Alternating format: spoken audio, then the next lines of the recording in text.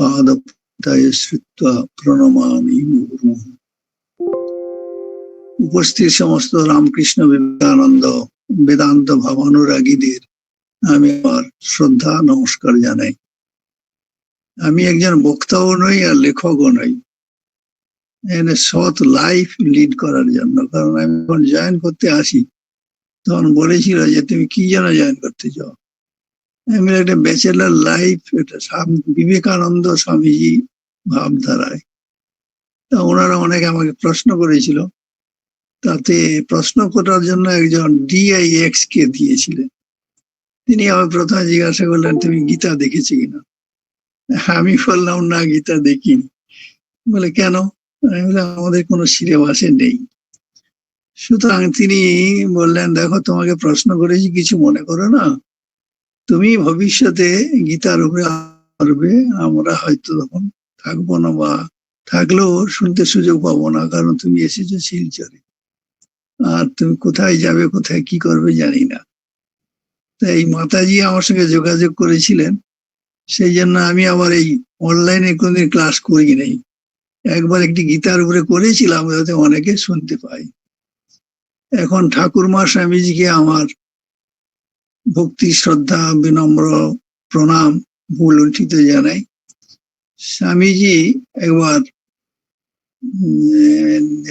মেড্রাসে তিনি স্বামীজির ভারতীয় মহাপুরুষ সেজেস অফ ইন্ডিয়া, সেখানে তিনি বলেছিলেন যে রাম কৃষ্ণ বুদ্ধ শঙ্কর রামানুজ মধ্য নানক চৈতন্য এ সকলের নাম করে আমি শেষে বলছি, আমি যে সকল মহাপুরুষদের নাম করলাম এদের সমষ্টি হলেন শ্রীরামকৃষ্ণ।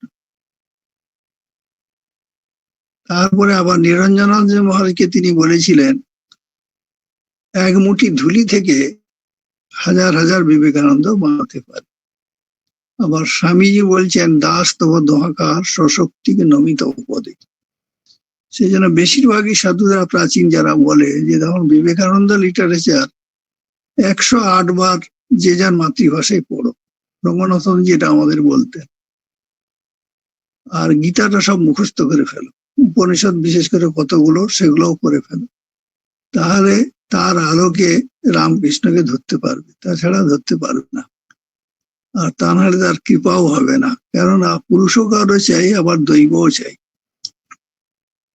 অতএব এই ত্রিশক্তির মিলিত সম্মিলিত শক্তি হচ্ছে শ্রীরামকৃষ্ণ। তিনি বলছেন যদা যদা হি ধর্মস্ব গ্লানির্ভবতি ভারত উত্থানম অধর্মস্ব তদাত্মানং সৃজামহম।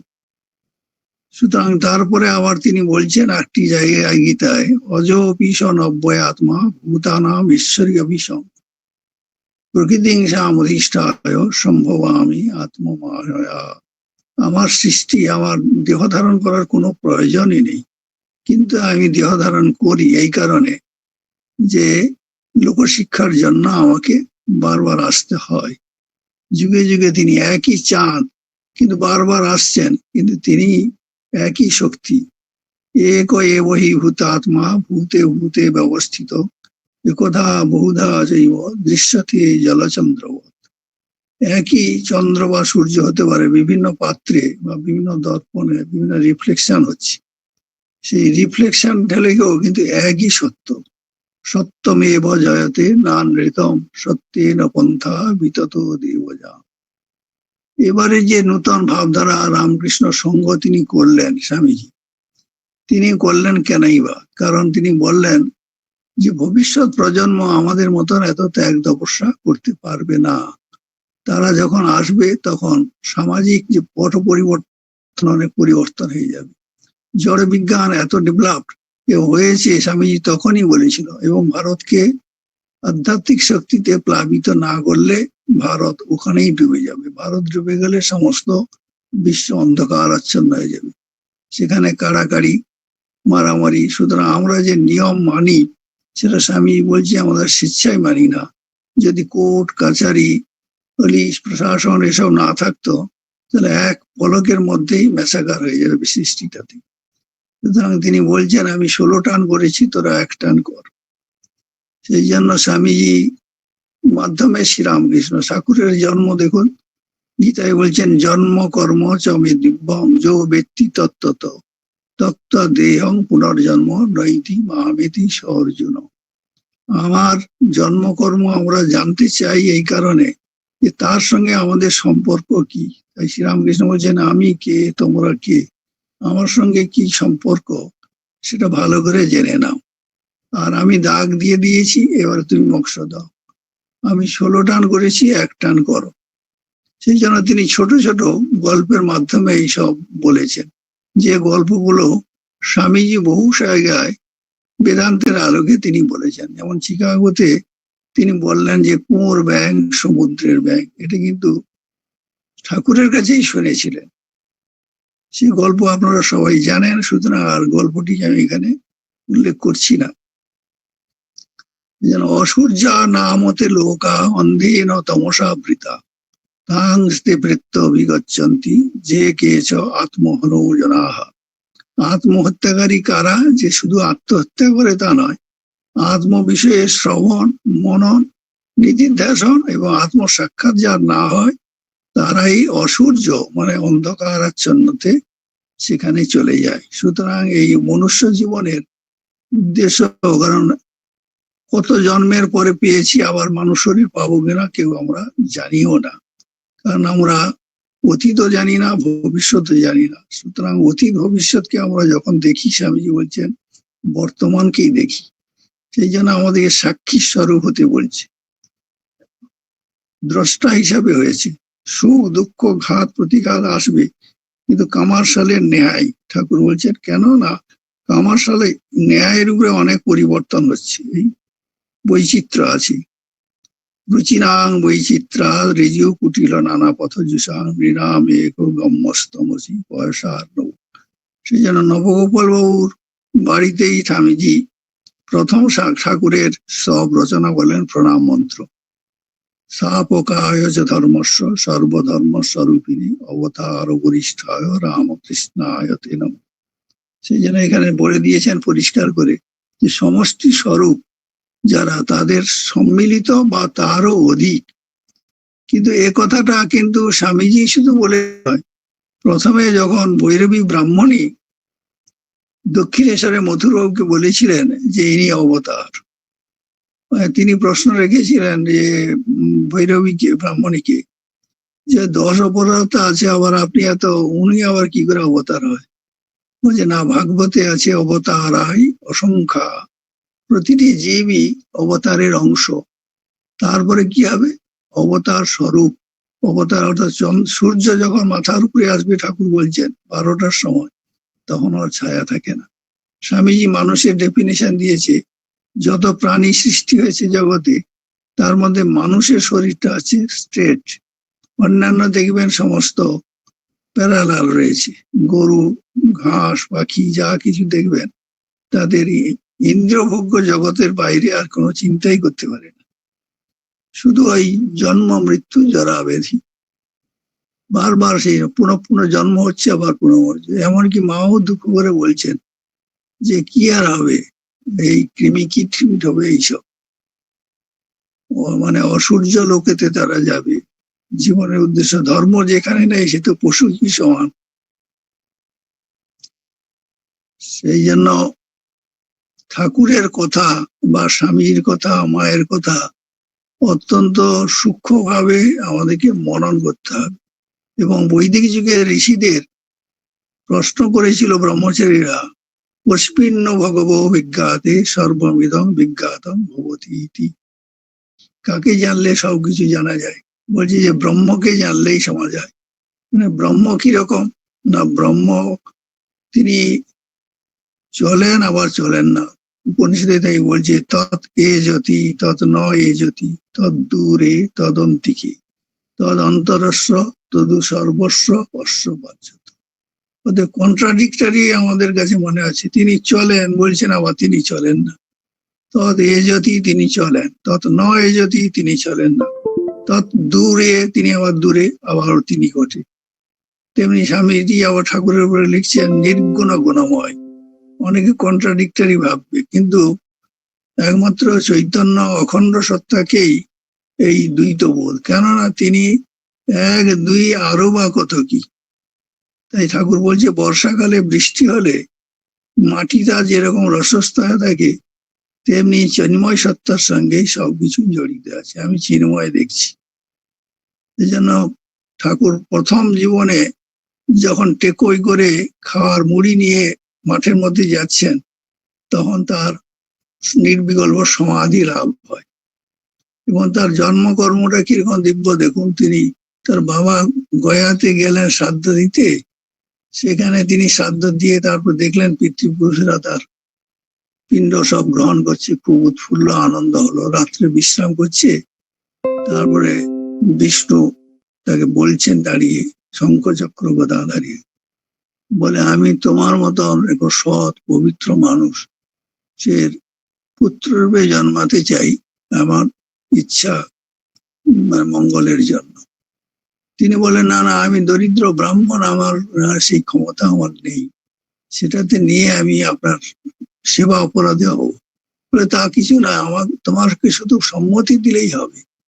সেই জন্য সাধারণ মানুষের হিউম্যান বডি বা অ্যানিম্যাল শরীরে সাধারণত প্রযোজন শক্তির দ্বারা হয়, কিন্তু অবতারদের শরীর, বুদ্ধ, যিশু, চৈতন্য, এদের জন্ম চিত্রটা পড়লে বোঝা যায় তারা অতি প্রাকৃত অপ্রাকৃত শক্তিতে এসেছে। দৈবী সত্তা, দৈবী এসা গুণময়ী মম মায়া দূরত্বয়া মামেব যে প্রবদন্তে মায়ামেতাং তরন্তি। যিনি সব অহংকারকে নির্মূল করতে পারে, তিনি একমাত্র তাকে জানতে পারে। অখণ্ড সচ্চিদানন্দকে কেই বা জানবে, কতটুকুই বা জানবে, সম্ভব নয়। এক গণ্ডুষ নিয়েছে, তাতেই শেষ। সেই জন্য আকাশাদ বায়ু, বায়ুর অগ্নি, অগ্নির আপ, আপ অদ্ভ। এই যে আকাশ, আকাশটাকে প্রথমে ধরা হয়েছে, কিন্তু স্বামীজি আলোচনা করে যে সৃষ্টির ক্রম, আকাশের ঊর্ধ্বে আরো আছে প্রাণ, অখণ্ড প্রাণ শক্তি।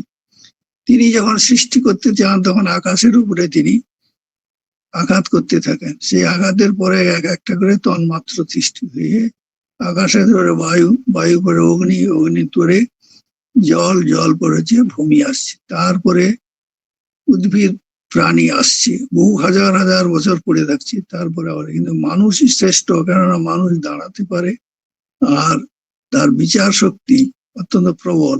শ্রেয় বা প্রিয় কোনটা, সেই জন্য নচিকেতাকে তিনি বলেছিলেন যে তুমি পরমাত্মার সম্বন্ধে বা জীবের মৃত্যুর পরে কি গতি হয় তা তুমি জানতে চাইছো কেন? তুমি তো ছেলে মানুষ, তোমাকে 3টে বর দিতে চেয়েছিলাম, তুমি বর প্রথম চেয়ে নিয়েছি যে বাবার মনের শান্তি। তিনি ভুল বুঝেছেন, আমাকে আমি শাস্ত্রের দোহাই দিয়েছিলাম সর্বস্ব দান করছেন, তো অথচ বৃদ্ধ মানে যে সমস্ত গাভী আর যে সমস্ত জিনিস দ্রব্য দান করছেন ঋষিদের, সেগুলো সব ফেলে দিয়ে চলে যাবে রাস্তায়, কারণ সেগুলো কোনো কাজে লাগবে না।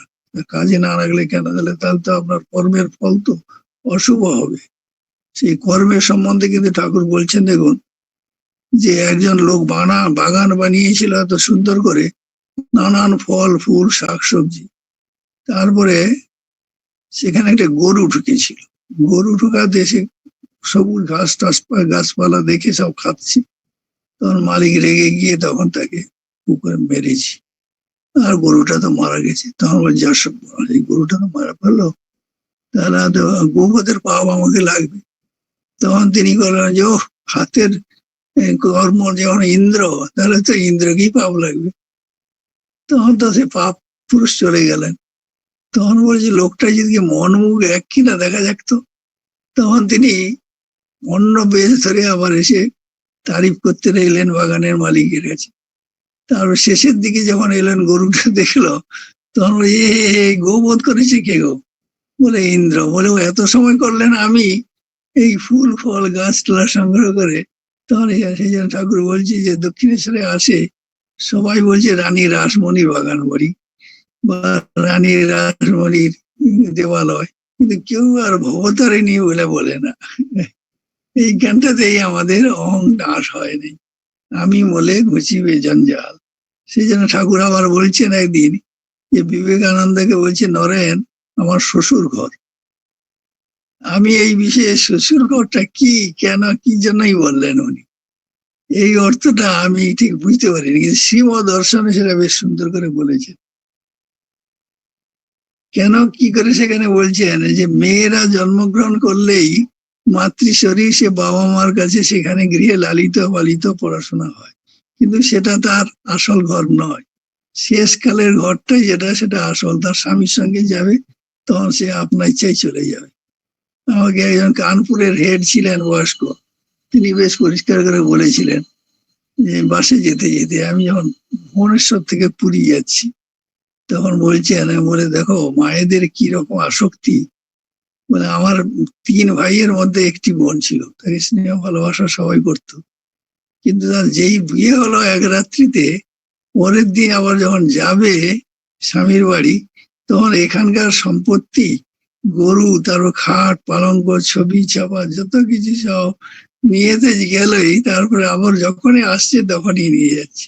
আর স্বামীজিও সেটা বেশ বলেছেন যে দুহিতা শব্দের অর্থ হচ্ছে দহন শব্দ থেকে এসেছে, অর্থাৎ গাভীকে যেমন দহন করে দুধ টেনে নিয়ে থাকে, তেমনি মাতৃ শরীরে মানুষ শরীরে এসে তারা সমস্ত সেইখানকার সবকিছু নিয়ে চলে যেতে চাই।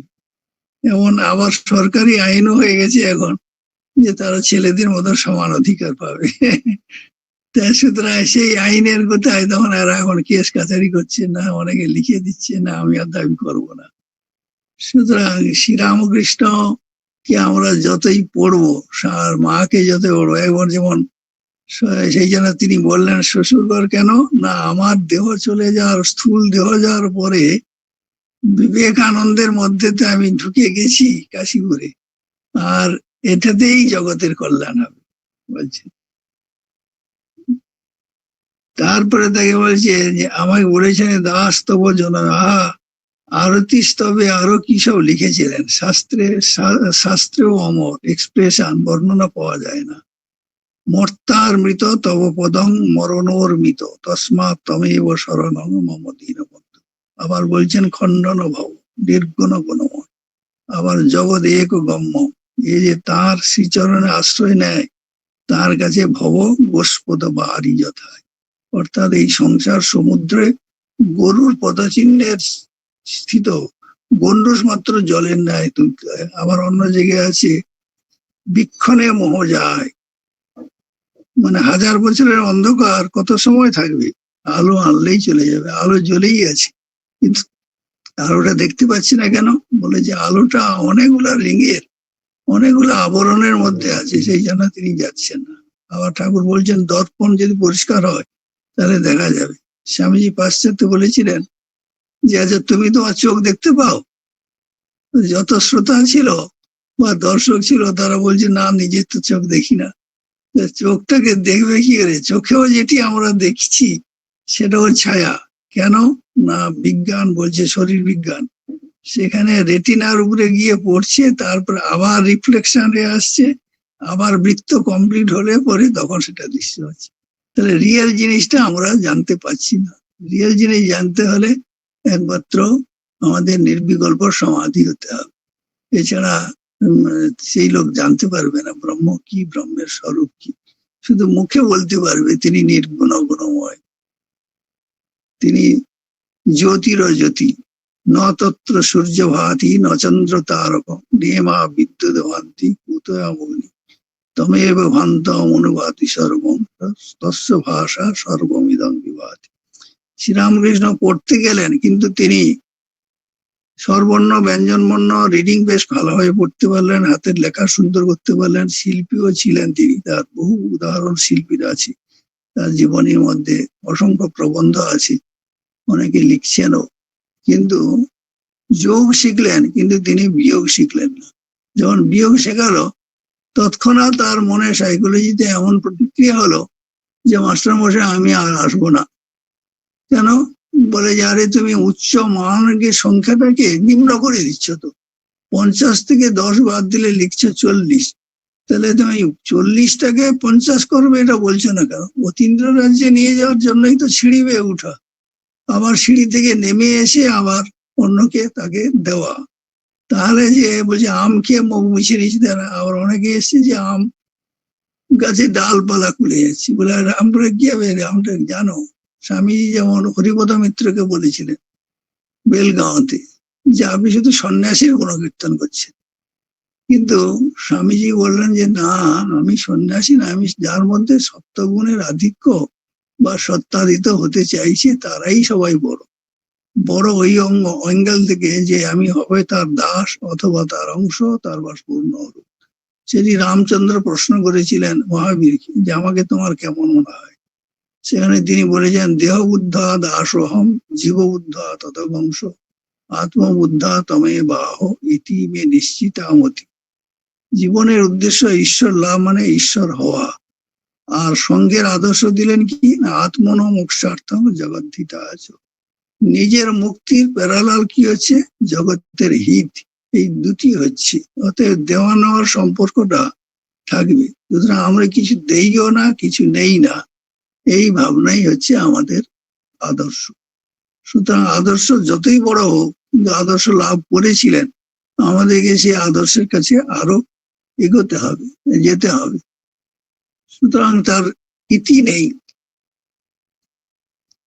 ঠাকুরের যে কত গল্প প্রচুর অসংখ্য রয়েছে, যেমন স্বামী অতুলানন্দ ত্রিয়ানন্দজির শিষ্য ছিলেন, কিন্তু উনি দীক্ষা নিয়েছিলেন মায়ের কাছে। তাকে বললেন তা আপনি তো ইংরেজি জানেন, আপনি তো বাংলা জানেন না, মা দীক্ষা দিলেন। বলে কেন, আমি তো কিছু, আমার কোন তো প্রতিবন্ধক হয়নি, আমি যেন আমার মায়ের কাছে বসে আছি, মায়ের কোলেই বসে আছি। তিনি কত আপনার যেন, তাই বলছেন যে সব আমার। সেই জন্য তিনি যোগ শিখলেন। কিন্তু আমার পরে মনে হয়েছিল ব্যক্তি জীবনে, আচ্ছা বিয়োগ শিখলো না, কিন্তু তারপরে তো গুণ শিখতে পারতেন, যে গুণটা না ভালো, যে আরো মাল্টিপল করে দিচ্ছি। তারপরে ভাগ আছে, কিন্তু দেখা গেল যে যোগ বিয়োগ গুণ ভাগের মধ্যে অ্যানালিসিস করলে দেখা যাচ্ছে ভাগটাও মাইনাস। 40টা আম 10 জনকে ভাগ করছেন, তাহলে কি সংখ্যা কমে গেল ফিগার। অতএব আমি পূর্ণের পূর্ণ নিলে পূর্ণই থাকি। অখণ্ডানন্দকে বলেছিলেন তুমি শিব জ্ঞানে জীব সেবা করো, তাই সেই সার গাছেটি তিনি করেছিলেন। এবং স্বামী এই মং কনফারেন্সে যখন প্রথমে হয় বেলুমঠে, তখন এইখানে তিনি একটি ভাষণে বলেছিলেন শেষে, বলে সেবাযোগ্য কিরকম দেখো, একজন রাজা ছিল, সে অত্যন্ত ধার্মিক এবং সৎ, প্রজাদের মঙ্গলের জন্যই তিনি সবকিছু করতেন। কিন্তু তার পারিষদবর্গ এবং মন্ত্রী এরা কূটনীতি কূটচাল করে তাকে সেই রাজ্য থেকে তাড়িয়ে দিল। তখন তিনি বললেন যে আমার দরকার নেই এই বিষয়, হোক বিষয় তো নয় বিষ। সুতরাং তখন ছেড়ে দিয়ে তিনি সন্ন্যাস নিয়ে ভিক্ষার দ্বারা জীবনযাপন করে। তারপরে 2 দিন খেতে পায়নি। একদিন তিনি নদীর ধারে একটা বেল গাছের নিচে বসেছিলেন, তারপর হঠাৎ একটা পাকা বেল তার কোলের উপরে এসে পড়ে। তখন বলে যেন ভগবানই তাহলে এটা আমার ক্ষুধা নিবৃত্তির জন্য দিয়েছে। তখন সেটাকে ফাটিয়ে তিনি যখন খেতে যাবেন, সবে খুলেছে বেলটাকে, তখন একজন কুষ্ঠ রোগী এসে সামনে দাঁড়িয়ে আছে, বলছে আমিও কয়েকদিন খাইনি, আমাকে একটু যদি অংশ দেন। তখন সেই রাজা তাকে অর্ধেকটাকে দিলেন। তিনি খাওয়ার পরে দেখে যে সেই কুষ্ঠ রোগী নেই, ভ্যানিশ। তারপর দৈববাণী শুনলেন যে তুমি যে নিজের ক্ষুধা, সে অন্যের ক্ষুধাকে নিবৃত্তির জন্য নিজের অংশ আপনি দিয়ে দিলেন, সেই জন্য আমি কুষ্ঠ রোগী ধরে এসেছিলাম, আমি তোমার ইষ্ট। তখন বলে যা বাবা, এ তো অদ্ভুত ব্যাপার। তারপরে তিনি মন্ত্রী এবং পারিষদবর্গ তার কাছে এসে বলছেন যে আপনি, আমরা ভুল করেছি, আপনি আবার রাজা রাজা হবেন, আপনার অধীনে আমরা থাকবো। তিনি বললেন যে না, যে জিনিস ত্যাগ করেছি সেটি আর আমি গ্রহণ করি না, আমার সেটা অভিজ্ঞতা হয়ে গেছে। সেই জন্য ত্যাগেই অমৃত, ত্যাগে নৈক অমৃতত্ব মানসু, না অল্পে সুখমস্তি ভূমৈব সুখম, ভূমাই সুখ। সেই জন্য মৈত্রী বলেছিলেন যে যার দ্বারা অমৃতত্ব লাভ হয় না, সেটা আমি কেনই বা নেব।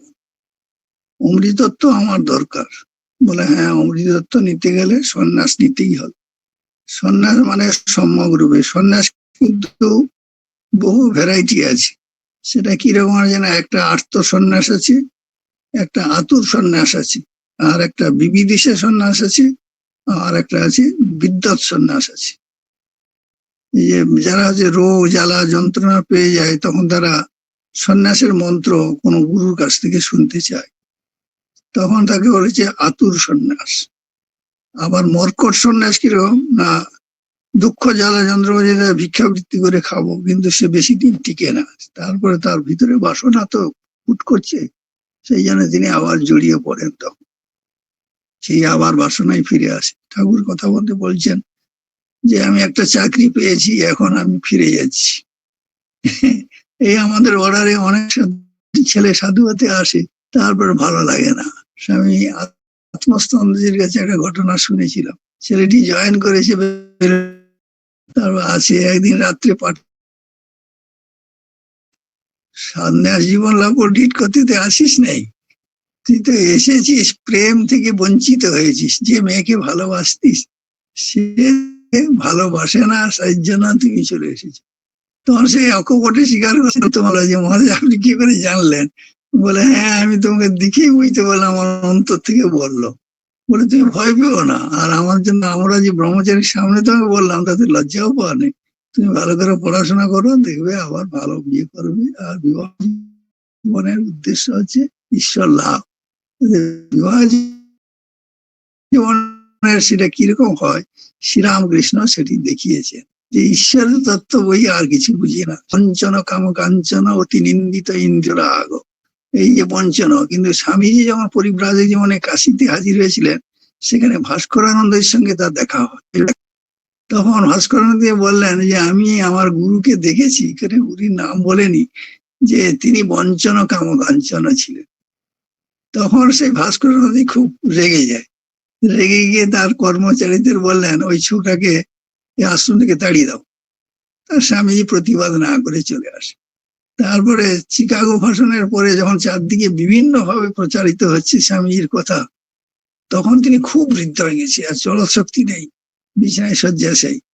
তখন বলছে যে এই ছেলেটাকে আমি বলেছিলাম যাকে ঘাড় ধরে এখানে আশ্রম থেকে তাড়িয়ে দাও, কিন্তু ওই কথাটা ঠিক বলেছিল, এই শাস্ত্রের সঙ্গে একদম তার গুরুর কথাই বলেছেন, একদম অকপট সত্য। আমি এখন স্বীকার করছি, কিন্তু আমি ওই বিবেকানন্দ নরেন্দ্রনাথকে আমি দেখতে চাই, আমার খুব ভীষণ বাসনা। তখন স্বামীজিকে চিঠি লিখেছিলেন, কিন্তু স্বামী চিঠি পড়লেন, পরে বললেন যে আমারও শরীর ভালো নয়, আমি যেতে পারবো না। সেই জন্য স্বামী শুদ্ধানন্দ আর নিরঞ্জনানন্দজি মহারাজকে কাশীতে পাঠিয়েছিল তার সঙ্গে কথাবার্তা বলে আসার জন্য। এইভাবে তিনি গিয়েছিলেন। স্বামীজিও তার পরিব্রাজক জীবন এরকম বলছেন, রুখে দাঁড়াও। সেটা তার জীবন একটা বিরাট। ইন্দিরা গান্ধীকে যখন বলেছিল একটি বক্তৃতায় যে আপনি স্বামীজির কমপ্লিট অর্থে কি পেয়েছেন, বলে দেখো অন্যায়ের বিরুদ্ধে দাঁড়াও শক্তি সঞ্চয় করে, কিন্তু শক্তি সঞ্চয় না করে দাঁড়াতে গেলে তুমি নিজে মরে যাবে শেষে। অতএব স্বামীজি তাই ঠাকুর বলেছিলেন চাপরাস না পেলে হবে না। সেই জন্য স্বামীজিকে চাপরাস দিয়েছিলেন যে নরেন লোকশিক্ষা দিবে, ঘরে বাইরে হাঁক দিবে। সেই জন্য তিনি গেলেন। আবার চিকাগোতে যখন গেলেন সবকিছু তিনি গিয়ে যখন জানলেন মেলাটা ঘুরে, যে এ তো আমি তো সবই ভুল করে এসেছি, শীত বস্ত্র টস্ত্র আনিনি, টাকা যা এনেছি তাও ভালো বেশি নেই, শেষ হয়ে এসেছে। তারপরে দিন ফুরিয়ে গেছে অ্যাপ্লাই করবার। আমি এখন যে উদ্দেশ্যে ভারতের কাজের জন্য এসেছি, গরিব দুঃখীদের কাজের জন্য, শিবজ্ঞানে জীব সেবা, সুতরাং আমি অন্যভাবে টাকা রোজগার করে ভারতে গিয়ে সংঘ রচনা করব। এমনকি স্বামীজি এখানে যে পুরনো মন্দির ঘর আছে, এই মন্দির ঘরটা যেদিন প্রতিষ্ঠা হয়েছিল সেদিন কিন্তু ওইখানে ঠাকুরের কোনো পট ছবি কিছু ছিল না। তিনি বললেন কারণ যত সংঘ হয়েছে পরবর্তীকালে তার গুরুকে নিয়ে এটা কাস্ট হয়ে গেছে, এটা ব্যক্তিকেন্দ্রিক হয়ে গেছে। যদিও স্বামীজি বলছে, ইতিহাস বলছেন যে ভবিষ্যতে কিন্তু এটি রামকৃষ্ণাইস্ট বলে আবার অন্যকে ঘৃণা করতে শিখবে, কিন্তু স্বামীজির ঠাকুরের ভাব সেটা ছিল না। কারণ তিনি সর্বধর্মের স্বরূপ, সর্বধর্ম স্থাপকস্তম সর্বধর্ম স্বরূপক আচার্যানাং মহাচার্য রামকৃষ্ণায়তে নমঃ। রামকৃষ্ণ কে না, তিনি ব্যক্তি, আবার নই ব্যক্তি, আবার আরো কত কি তিনি হতে পারেন, তার কোনো ইয়ত্তাই নেই। তাকে কে বুঝবে? স্বামীজি কিছুটা বুঝেছিলেন, সেই জন্য তিনি ঠাকুরের বমি করা জিনিসগুলো খেয়ে নিয়েছিলেন। গিরিশ ঘোষ বলেছিলেন, দেখো এই কপ থুতো গুলাকে পুকুরে ধুচ্ছে, মাছগুলো খেয়েছে, তারা কত ভাগ্যবান, কিন্তু আমি তাও হতে পারিনি। ঠাকুর প্রশ্ন করেছিলেন যে গিরিশ তো বলে অবতার, তুই কি বলিস? মানে না, আমি কিছু বুঝতে পারিনি, যেদিন বুঝবো তখন বলবো। কিন্তু আমার শেষে বলেন কি, অবতার আরো বরিষ্ঠ।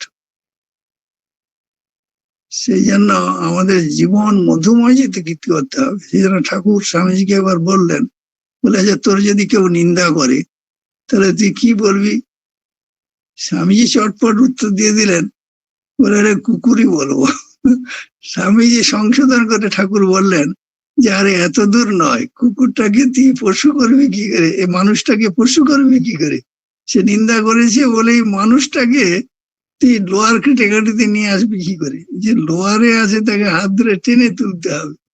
তাই অবতার আসেন, কেননা তিনি না এলে বুঝাতে পারবে না এইটুকু শরীরের মধ্যে যে কি আছে, তা ভয়ানক কঠিন জিনিস আছে হচ্ছে।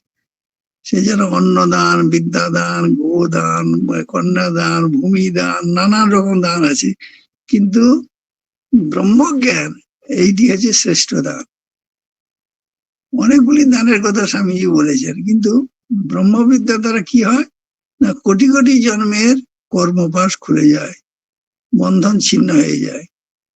তুরিয়ানন্দজি যখন ছিলেন এই পাশ্চাত্যে, তখন শান্তি আশ্রমেতে একটা ছিল, কি বলে, মোষ ছিল। তাকে কিছুতেই ধরে বাঁধানো যায় না, সে অনবরত ছুটে ছুটে ছুটে ছুটে পালিয়ে যায়। তখন ওখানে যে শিষ্যরা ছিল তারা বললেন যে মহারাজ, ও মুক্ত হয়ে থাকতে চায়। তখন বললেন যে এটা কথাটা তো খুব সুন্দর, মুক্ত হয়ে যায়, আমরা মুক্ত হতে চাই, আমরা বন্ধনে জড়াতে চাই না। আশা পাশ শতই বদ্ধা কাম ক্রোধ প্রণানা ইয়ন্তে কাম ভোগার্থম অন্যায়ন অর্থ সঞ্চয়। এটি গীতায় বলছেন, কাম আত্মান স্বর্গপরা জন্ম কর্ম ফল প্রদান ক্রিয়াস বহুলাং ভোগৈশ্বর্য গতিপতি ভোগৈশ্বর্য প্রসক্তানাং তয়া অপহৃত চেতসা। এই চৈতন্য শক্তি শ্রেয় প্রিয়র দ্বারা সে বিচার শক্তি হারিয়ে যায়, কারণ সে ভালো জিনিসটাকে না নিয়ে সে কি হয়, জাগতিক সুখ দুঃখ এগুলো ভোগ করে। এগুলো বেশি সময় থাকবে না, যতই সম্পদ, যতই টাকা, যত রূপ যৌবন থাক, সেই জ্যোতির জ্যোতি উজ্জ্বল হৃদি কন্দর, তিনি একমাত্র উজ্জ্বল। নতত্র সূর্য ভাতি, সূর্য চন্দ্র তারকা দিতে পারে না। তাই স্বামীজি বলছেন এই জিনিসগুলো বৈদিক যুগে সমস্ত সমাধান করে গেছে। সেই জন্য দেখবেন কর্মযোগে তিনি বলছেন, নেউলের গল্প আপনারা জানেন, অনেকে হয়তো মনে নেই, কিন্তু অদ্ভুত ভাবে গল্পটাও তিনি পরিবেশন করেছেন। যুধিষ্ঠির যখন রাজ সিংহাসনে উঠলেন বনবাসের পর ফিরে এসে, তখন সেই যজ্ঞভূমির পরে একদিন রাজসভা বসেছেন, সেইখানে একটি নেউল এলো, চতুষ্পয়া প্রাণী, লোমশ। সে এসে জিজ্ঞাসা করলো, এখানে যে রাজস্ব যজ্ঞ হয়েছিল সেটার স্থানটা কোথায়? তখন তারা দেখিয়ে দিল যে এই জায়গাটাতে। তখন সেই সমস্ত জায়গাটাতে খুব গোড়াগড়ি দিতে শুরু করলো, বহুবার গড়াগড়ি, উত্তর দক্ষিণ কোনা কোণে পূর্ব পশ্চিম নানা রকম করে সব ডিগবাজি খেয়ে খেয়ে ঘুরে ঘুরে। তারপরে রাজসভায় এসে বললেন, এ যজ্ঞই নয়। তখন যুধিষ্ঠিরের প্রশ্ন হলো যে এটা যজ্ঞই নয়, তো ঋষি মুনিরা যে বলে গেলে তো শ্রেষ্ঠ যজ্ঞ। ঠিক হয়েছে সত্য পালনের পরে, তা অথচ প্রশ্ন করলে তো ওকে প্রশ্ন যদি করা যায় কি উত্তর দেয় দেখো তো। তখন বললেন যে এটা আমি বলছি, দেখুন আমি নেউল তো, আমার কোমর থেকে সামনের অংশটা সোনার রং, আর কোমর থেকে পিছনের অংশটা পশুর শরীরের মতো রংটা, পুরো নেউলের শরীর রং, উপরেরটা সোনা নয়, দুটা রং কালার হয়েছে, সংমিশ্রণ রয়েছে, মিশ্রণ পদার্থ হয়ে গেছে। তা সুতরাং এটা কারণ কিরকম জানেন তো, যে আমি এক জায়গায় একজন বাড়িতে, গৃহস্থ বাড়িতে, তারা এত ধর্মপ্রাণ ছিল যে স্বামী স্ত্রী এবং পুত্র এবং পুত্রবধূ 4 জনের সদস্য ছিল। কয়েক বছর অজন্ম হয়েছে বৃষ্টি না হওয়াতে। তারপরে সে একমাত্র যজন যাজন ছাড়া অন্য কিছু পেশা চলবে না, এইরকম বিধি ছিল বেদে। সেই জন্য সে যজন যাজন করার পর একদিন মাত্র কিছু এক মুঠো মাত্র জবের ছাতু পেয়েছিল। সেই ছাতুটাকে সেই ব্রাহ্মণ নিয়ে এসে জল দিয়ে তাকে মেরে তারপরে তাকে 4 ভাগ করেছে, 4 জনে এক একটা টুকরো খাবে। সেই সময় একজন ভিক্ষুক এসে বললেন, ক্ষুধার্ত আমি। তখন তিনি গৃহস্বামী তৎক্ষণাৎ অতিথিকে আসন দিয়ে তার আপ্যায়ন করে তার অংশটা দিয়ে দিলেন। তিনি তখন বললেন যে এইটুকু খেলাম, কিন্তু আমার ক্ষুধার উদ্রেক আরো বেড়ে গেল। আমি বরং ক্ষুধার্ত ছিলাম, ভালো ছিল, যে আরো যদি খাবার থাকে দেন। তখন সহধর্মিনী, কারণ সহধর্মিনীতে সেখানে স্ত্রী বলে না, সহধর্মিনী, ধর্মের অনুগামী, সুতরাং সম ইকুইভ্যালেন্ট। তখন তিনি বললেন, প্রভু আপনি দেবতা, আপনি এটি গ্রহণ করুন।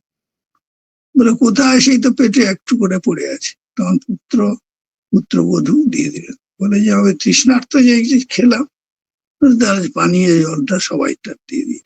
তখন তারা উপবাসে থেকে রাত্রে মারা গেল। ওই যেখানে ছাতুটা গুড়েছিলেন, জল দিয়ে মেরেছিল, কিছু মানে দানা ওই আটা গুড়ির মতন জবের ছাতু পড়েছিল।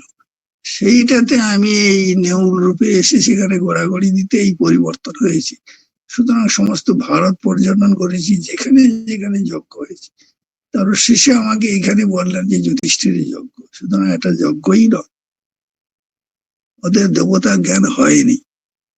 সেই জন্য স্বামীজি বলছে প্রেমের 3টি লক্ষণ আছে। ঠাকুর বলছে যেমন প্রতিদানে চায় না, শিষ্যে মা দেখুন স্বামীর কাছে কিছু চায়নি। তিনি শিক্ষাও দিয়েছিলেন যে কারোর কাছে কিছু চেয়েও না, চিত হাত হয়েছ তো বাস, তাহলে তুমি ভিখারি হয়ে থাকলে। সেই জন্য আমাদের শাস্ত্রেতে অপরিগ্রহের কথা আছে। অপরিগ্রহ মানে কারো কিছু দান সেটি গ্রহণ করবেন না, যা ঈশ্বর দেয় তাই তিনি করবেন। হটকারিতা কিছু করবে না, চট করে কিছু দিয়েছে না। অতুল আনন্দ যদি, তিনি কিন্তু খুব চিন্তা করে করে বলেছিলেন যে আমি সন্ন্যাস নেব। তখন তাকে তুরানন্দজি একটি গল্প বলেছিল। সেই গল্পটি এই নতুন রিসেন্টলি একটা বই বেরিয়েছে, সেখানে পাশ্চাত্যে অতুল আনন্দের জীবন, ইংরেজিতে ছিল, এটা বাংলা অনুবাদ করেছে আমাদের ট্রেনিং সেন্টারের প্রিন্সিপাল। যেটা আমি পড়লাম পরশুদিন, তাতে আছে যে একজন ব্যাদ, অর্থাৎ পশু শিকার করে, পাখি শিকার করে, সেই জন্য সে পাখি বেশি শিকার করে বলে একটা ছোট বাজ পাখিকে সে পুষেছিল। বাজ তাকে নিয়ে যেত আর ট্রেনিং দিয়েছিল, সেখানে শালিক, পায়রা, ঘুঘু, নানা রকম পাখি ধরে আনতো। একদিন তিনি গিয়ে কিছুতেই একটাও পাখি পেল না, কিছু শিকারও পেল না। তখন ক্ষুধার্ত হয়ে তখন তিনি ফিরে এসে খুব ক্লান্ত হয়ে একটা মনের মধ্যে তিনি বসেছেন, আর প্রচন্ড তৃষ্ণা। তখন সে ভাবলেন যে এই বনে তো কোথাও কিন্তু জলাশয় দেখছি না। তখন তিনি হঠাৎ দেখলেন উপরের একটা বৃক্ষ থেকে ধীরে ধীরে একটা জলবিন্দু পড়ছে, টপ টপ টপ। তখন তার ব্যাগ থেকে চট করে সেই পাত্রটা, জলের পাত্রটাকে, ছোট বাটি, সেটা পেটে দিয়েছি। পেটে দিতে বেশ পড়ছে, অর্ধেকখানি পূরণ হয়েছে। তখন শিকারী সেটাকে খেতে যাচ্ছে, খাওয়ার জন্য সেটাকে নিয়েছে, খাবে, ঝট করে সেটা যে বসেছিল বাজ পাখিটা উঠে গিয়ে সে পাত্রটাকে উল্টে দিয়েছে। তারপরে তখন ক্রোধান্বিত হয়েছে, অর্ধেক হয়েছে, তখনও খেতে যাবে, তখন আবার বাজ পাখিটা উল্টে দিয়েছে। তখন সে বলে আমি তৃষ্ণার্ত প্রথমে দিয়েছি, যে আমি সহ্য করেছি, আবার ফেলে দিয়েছিস। বলে সে ব্যাগের থেকে তলোয়ার নিয়ে সেই বাজ পাখির মাথাটাকে কেটে ফেলে দিল। তারপর তার মনে প্রশ্ন হলো যে উপরের গাছ থেকে বর্ষা নেই, অথচ বৃষ্টি আকারে বিন্দু বিন্দু জল পড়ছিল, এটা কোথা থেকে আসছে? ভালো করে দেখি তো। গাছের কাছে গিয়ে উপরে গিয়ে দেখে একটা বিশাল অজগর সাপ গাছের ডালে বেরিয়ে আছে, আর মুখটা হাঁ হয়ে আছে। সেই মুখ থেকে তার বিষ এসে সে পাত্রে পড়ছে। তখন শিকারী বুঝলো যে পাখিটা প্রভু ভক্ত বলে আমাকে বিষ পান করলে তো সঙ্গে সঙ্গে মরে যাব, তার থেকে আমাকে রক্ষা করেছে, আর আমি হঠকারিতা করে এরকম ভাবে করলাম। সুতরাং তুমি সন্ন্যায় নিতে চাইছো, এই হঠকারিতা চট করে করো না, ধীরে ধীরে শোনাই শোনাই